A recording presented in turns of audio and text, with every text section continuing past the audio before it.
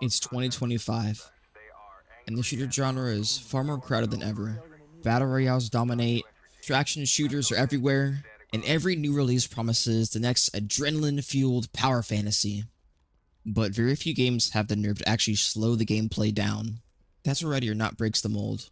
This isn't just another FPS, it's a hardcore tactical simulation, where methodical decision-making matters more than reflexes. It rewards caution, coordination, patience, and punishing players who treat this game like an arcade shooter. Every mission, Ready or Not, puts you in the boots of an elite police unit tasked with neutralizing high-risk threats.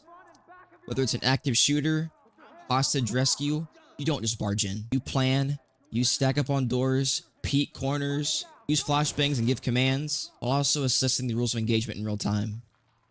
One wrong move can result in civilian casualties, lost teammates, or even mission failure. And the tension in this game is relentless. Like, you could be walking around, it's super quiet, then all of a sudden, you're just getting blasted through a door.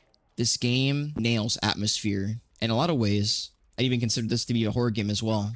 Every action has weight. Even something as simple as opening a door feels like it could be the end of the run, because what's behind it might be an armed suspect, or sometimes even a booby trap, although this does depend on what mission you are playing. The lighting, environmental detail, and especially the sound design are top tier. Echoing gunshots, muffled cries. It doesn't need scripted scares that make you create the horror by putting you in those unpredictable situations. Suspects, Ready or Not, don't follow basic patterns. They can set traps, hide under beds, or panic and bolt. Civilians might grab weapons. This dynamic AI behavior means no two missions ever play the same. And the replayability of these missions is incredibly high, at least for me. And if you're on PC, while the core gaming loop is strong, there's a very active modding scene. From custom maps and gear, and realism overhauls, the community made Ready or Not a living, breathing ecosystem, and it's one of the most replayable tactical shooters thanks to this ever-growing content pipeline from the modders. And going into this video, I couldn't, in good conscience, not mention the console controversy.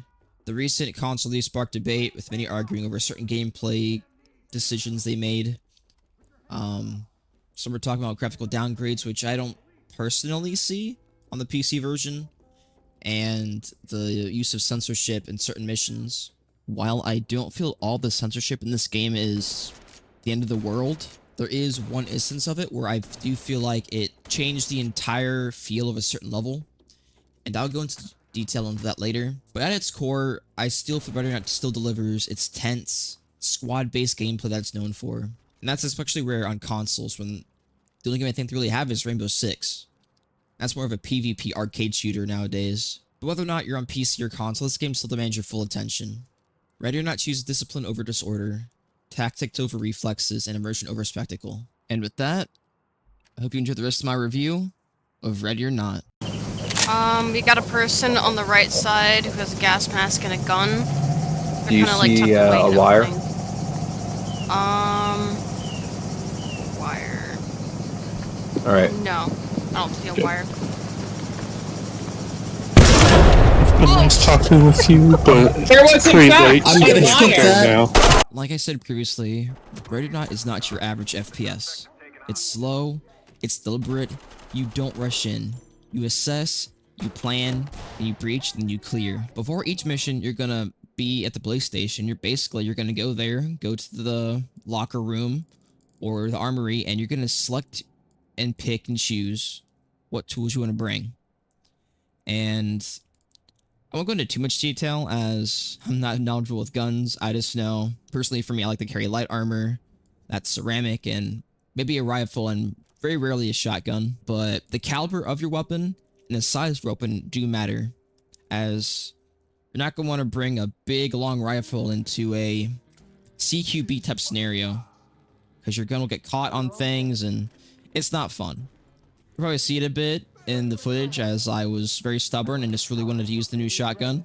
So I decided to bring it into some close quarters engagements, and in cases where I wouldn't normally bring such a weapon, as it's too big to be like waving it around in these tight spaces. And from there, you're going to select a mission, you're going to play through it, and your team, if you're doing it by yourself or solo, you're going to advance room by room, watch every corner, listen for footsteps and dialogue.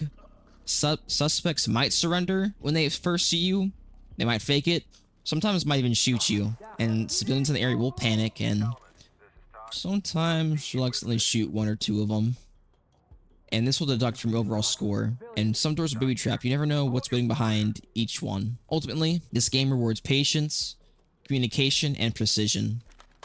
If you're reckless, you will die. If you're careless, civilians will die too. Unlike most shooters, the game doesn't give you points for killing. It rewards you for keeping the situation under control and bringing order to chaos. And I think one of the game's biggest strengths is how it feels. Each map is handcrafted, feels like a genuine crisis. A hostage situation in a grimy meth lab, a gunfight in a packed nightclub, a standoff in a quiet neighborhood. These dark visuals are gritty and unsettling.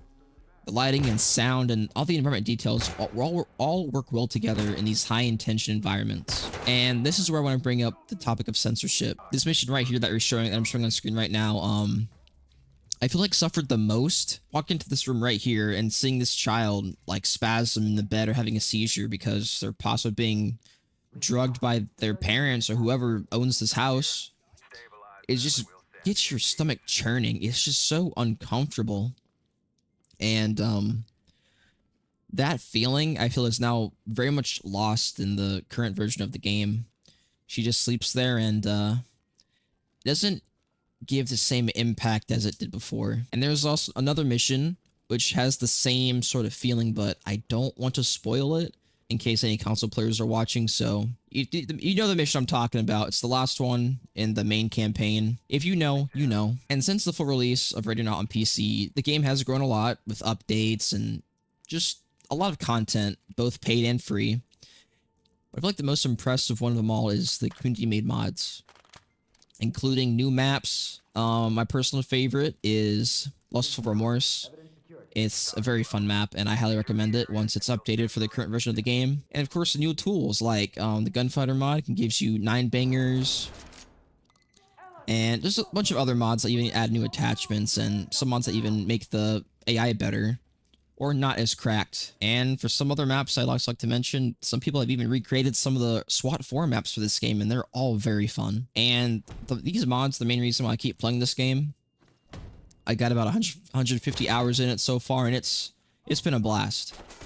Mods are keeping this game alive, and it is unfortunate that console players can't experience that. I feel like one of the most satisfying parts of Ready or Not is that no two missions are the same. AI can be unpredictable at times. Civilian behavior is chaotic, and I do feel like at some points this can be annoying.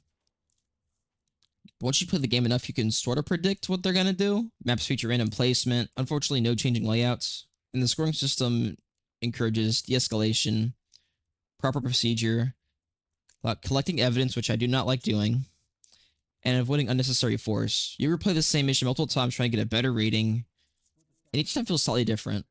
And the better your rating, the more cosmetics you'll unlock. And now with the current release of the game, you can customize the difficulty as you see fit, from casual, standard, or even hard. Personally, I'm finding hard to be the most fun, as I don't know, before this update, Ready or Not was getting pretty easy, in my opinion, but with the new difficulties option, it makes it a lot more fun. Ultimately, I still very much enjoy Ready or Not, and I think you will too, if you like slow, tactical shooters. You value teamwork and planning.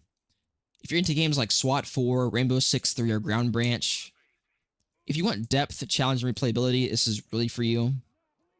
But if you prefer fast-paced, arcade-style gameplay, hate managing AI or issuing commands, or I guess now, in a way, you could play it casually as there is a casual option.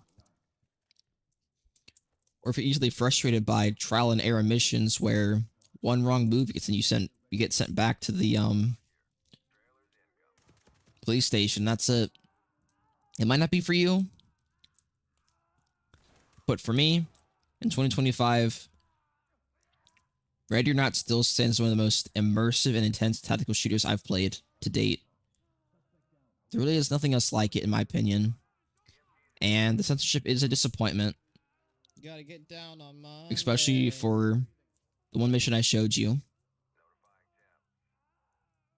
But I am just glad it is on consoles now too. And down the road, I hope they do add a censorship toggle, as it would make a lot of people happy if they did add that for PC.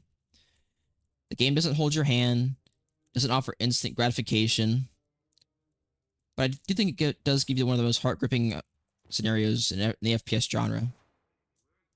It demands patience, demands teamwork, and when it all comes together, it's one of the most satisfying shooters out there.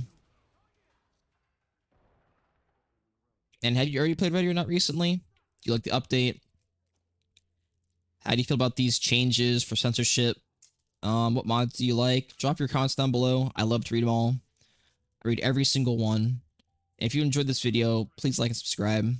It'd mean the world to me. And with that, stay sharp, stay safe, and I'll see you guys next time when I cover Death Stranding.